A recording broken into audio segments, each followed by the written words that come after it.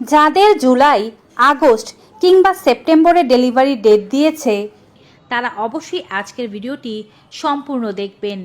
গর্ভাবস্থার শেষ 3 মাস, এই 3 মাস খুবই গুরুত্বপূর্ণ। যদি আপনার জুলাই, আগস্ট কিংবা সেপ্টেম্বরের মধ্যে ডেলিভারি ডেট দেয়া থাকে তাহলে হয় আপনি 7, 8 কিংবা 9 মাসের গর্ভবতী। আর এ সময় আপনার শরীরে আসবে বিপুল কিছু পরিবর্তন। যত্ন আত্তি বাড়াতে হবে, ডেলিভারির জন্য নিজেকে প্রস্তুত করতে হবে, কিছু কাজ করতে হবে, কিছু কাজ বাদ দিতে হবে। সব তথ্যগুলো এই ভিডিওর মাধ্যমে পরিপূর্ণভাবে সাজিয়ে দেয়া হয়েছে। যারা একবার এই ভিডিওটি সম্পূর্ণ দেখবেন তাদের ডেলিভারিতে আর কোনো প্রকারের সমস্যা হবে না।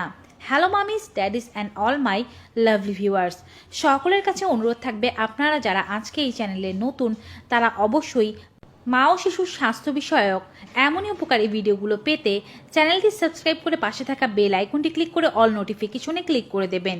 এতে করে আমরা ভিডিও আপলোড করার সাথেই নোটিফিকেশন আপনাদের কাছেই পৌঁছে যাবে।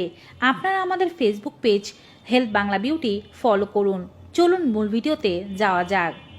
যারা কিছুদিনের মধ্যে বাচ্চা প্রসব করতে যাচ্ছেন তারা 3rd ট্রাইমেস্টারে চলছেন, অর্থাৎ তাদের শেষ 3 মাস চলছে।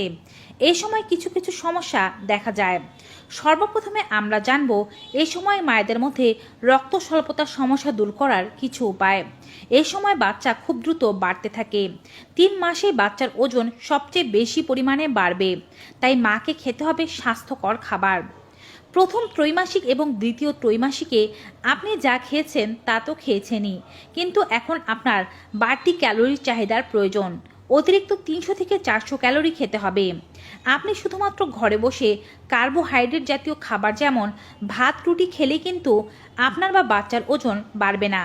এ সময় শরীরে প্রয়োজন অতিরিক্ত রক্তের, তাই খেতে হবে পুষ্টিকর খাবার যেমন বাদাম, কলা, ডাবের জল, পালং শাক, মটরশুঁটি, মসুর ডাল, সবুজ শাকসবজি, 2 প্রকারের ফল, ভিটামিন সি যুক্ত সাইট্রাস ফল এগুলো। ক্যালসিয়ামের চাহিদা পূরণ করার জন্য এবং ভিটামিন ডি এর চাহিদা পূরণ করার জন্য ডিমের কুসুম, পশুর কলিজা, মাশরুম, কমলা, মাল্টা এই জাতীয় খাবারগুলো খাদ্য তালিকায় রাখতে হবে।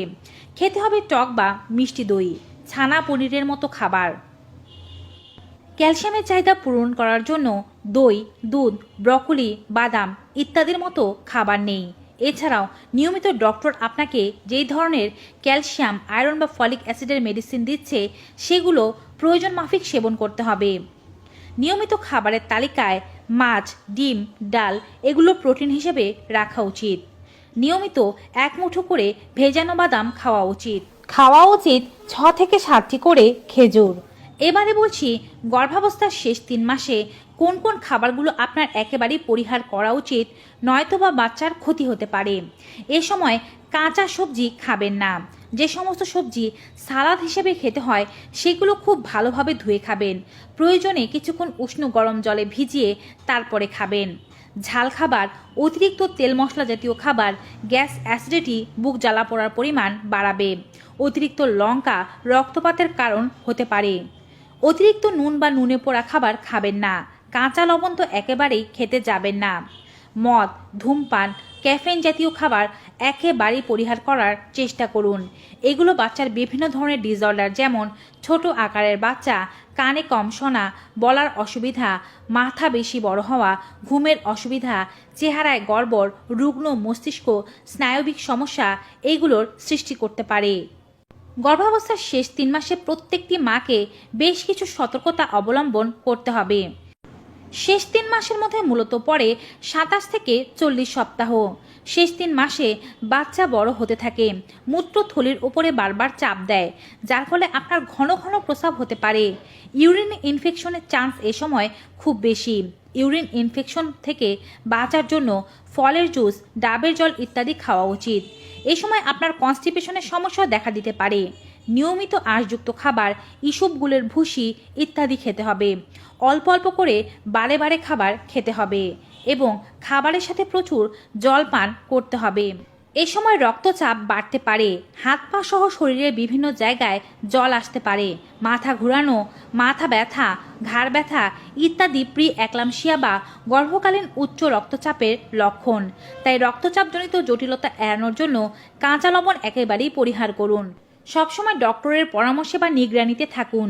খিঁচুনি সহ যে সমস্ত সমস্যাগুলোর কথা বললাম এগুলো দেখা দিলে দ্রুত ডক্টরকে জানানো জরুরি। এ সময় আপনি বাচ্চার নড়াচড়া ভালোভাবে বুঝতে পারবেন।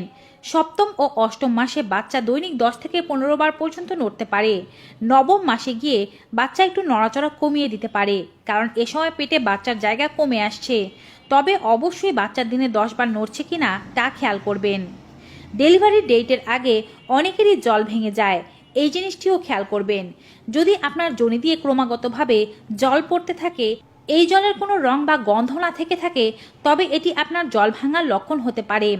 তার সাথে যদি চিপচিপে আঠালো এক ধরনের রক্ত মিশ্রিত স্রাব দেখতে পান, তবে বুঝবেন আপনার জরায়ুর মুখ খুলে গিয়েছে। নবম মাসের শেষে গিয়ে এমনটা হওয়া তো স্বাভাবিক, প্রসবের আগ দিয়ে এমনটাই হতে পারে।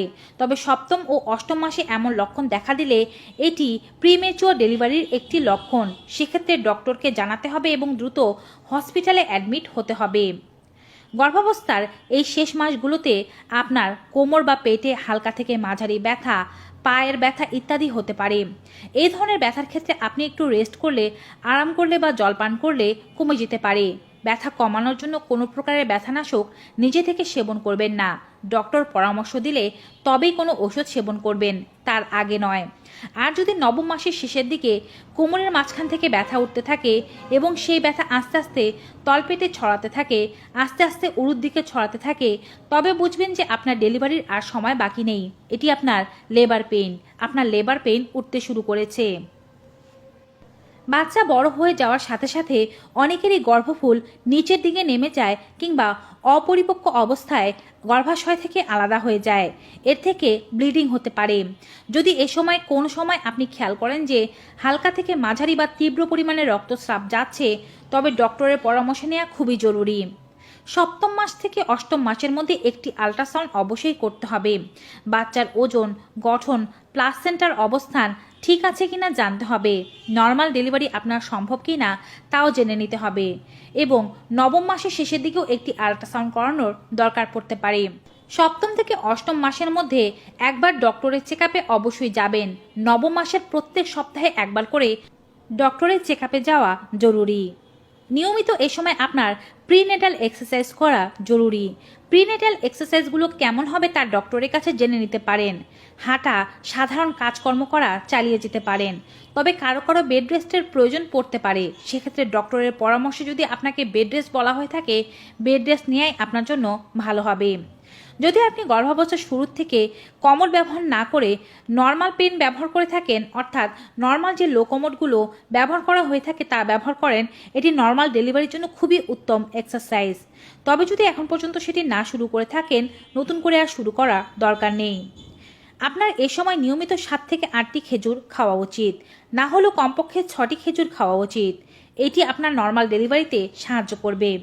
এ মাস নাগাদ আপনার কাঁচা পেঁপে, আনারস এই জাতীয় ফলগুলো পরিহার করা জরুরি। এ সময় আপনি আপনার যোনি দিয়ে প্রচুর পরিমাণে সাদা ও তরল স্রাব দেখতে পারেন। সাধারণত আপনার যোনি এরিয়াতে প্রচুর রক্ত চলাচলের কারণে এমনটা হতে পারে। এই সাদা স্রাব দুধের মতো কিংবা ক্রিমের মতো হতে পারে, পা দিয়ে গড়িয়ে গড়িয়ে পড়তে পারে। এর সাথে কোনো প্রকারের দুর্গন্ধ বা চুলকানি না থাকলে চিন্তা করার কোনো কারণ নেই। এ সময় আপনি আপনার নিম্নাঞ্চলের বা নাভির নিচের লোম, লজ্জাস্থানের লোম পরিষ্কার রাখার চেষ্টা করবেন। নিজে না পারলে অবশ্যই অন্য কারো সাহায্য নেবেন। হসপিটালের জন্য আপনি আপনার ডেলিভারি ব্যাগ নবম মাস থেকেই গুছিয়ে রাখার চেষ্টা করবেন। প্রয়োজনীয় ফোন নাম্বার, প্রয়োজনীয় টাকা পয়সা, ওষুধের কাগজপত্র সবই সংগ্রহ করে হাতের কাছে রাখতে হবে। নিজের জন্য যা দরকার, বাচ্চার জন্য যা দরকার তা অবশ্যই কিনে কেটে গুছিয়ে রাখতে হবে। ধুয়ে রাখবেন সেই কাপড়গুলো যা আপনি ও আপনার শিশু এ সময় পরিধান করবে। হসপিটালে থাকার জন্য অবশ্যই এমন একজন মানুষকে নির্বাচন করতে হবে যে ভালো মন্দ খুব ভালোভাবে বুঝে এবং হসপিটালের এই বিষয়গুলোকে ডিল করতে পারবে। এই শেষ 3 মাসের মধ্যে অবশ্যই আপনাকে আপনার জেস্টেশনাল ডায়াবেটিস চেক আপ করে নিতে হবে, উচ্চ রক্তচাপ চেক আপ করে নিতে হবে, আপনার হিমোগ্লোবিনের মাত্রা দেখে নিতে হবে। এছাড়াও জেনে নিতে হবে আপনার থাইরয়েডের লেভেল, জানতে হবে আল্ট্রাসাউন্ডের মাধ্যমে আপনার বাচ্চার ওজন ও উচ্চতা। কিছু কিছু লক্ষণ দেখলে দেরি না করে দ্রুত ডক্টরের কাছে যাওয়া অত্যাবশ্যক। যেমন যে কোনো সময় যদি আপনার তলপেটে ভারী থেকে মাঝারি ধরনের ব্যথা ওঠে, তার সাথে যদি আপনি রক্তস্রাব দেখতে পান, যদি খিঁচুনি ওঠে, জ্বর আসে, মাথা ঘোরায় বা প্রচুর বমি হয়, এই লক্ষণগুলো দেখলেই দ্রুত ডক্টরের কাছে যেতে হবে।